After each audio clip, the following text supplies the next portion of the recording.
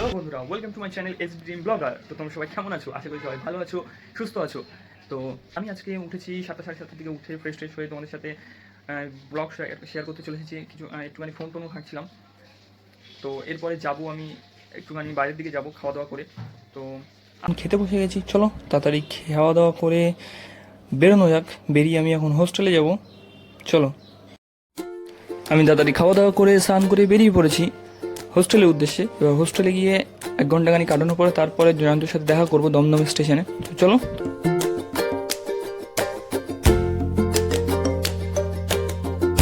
তো আমি হাঁটতে হাঁটতে চলে এসেছি আমাদের হোস্টেলে।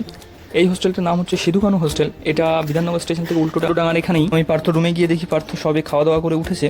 তো ও বন্ধুরা চলে এসেছি আমি হোস্টেলে। তো পার্থ ফোন দিচ্ছি, ফোনে আটা মারবো, তারপরে ও যাবে শিয়ালদা স্টেশনে বই কিনতে। তো আমি তারপরে যাবো দমদমে, জয়ন্ত অপেক্ষা করবে, জয়ন্ত চলে আসবে।